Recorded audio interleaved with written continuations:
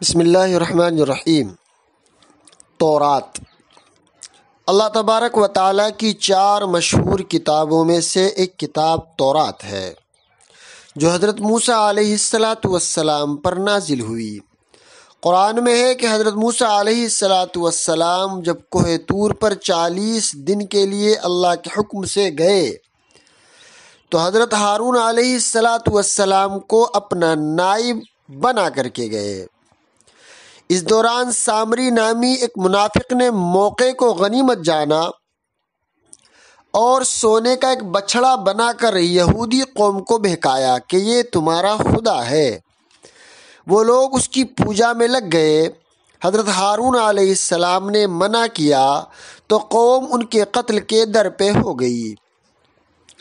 کوہ طور پر اللہ تبارک و تعالیٰ نے حضرت موسیٰ علیہ السلام کو چلہ پورا ہونے پر پتھر کی تختیوں پر لکھی ہوئی تورات مرحمت فرمائی۔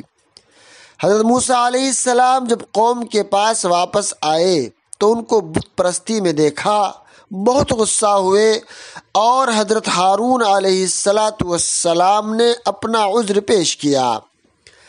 حضرت ہارون علیہ السلام کے عذر پیش کرنے کے بعد حضرت موسیٰ علیہ السلام نے سامری کو سزا کے طور پر بددعا دی۔ وہ پاگل ہو گیا اور جن لوگوں نے سامری کی بات مانی تھی ان کے لیے اللہ تبارک و تعالیٰ سے پوچھا تو اللہ تبارک و تعالیٰ نے ان کی توبہ کی یہ شرط لگائی کہ ہر شخص اپنے قریبی رشتہ دار کو قتل کرے۔ اس طرح بنی اسرائیل میں سینکڑوں لوگ مارے گئے۔ حضرت موسیٰ علیہ السلام نے اللہ تبارک و تعالیٰ سے فریاد کی تو اللہ تبارک و تعالیٰ نے معاف کر دیا اور قتل کا سلسلہ ختم ہوا۔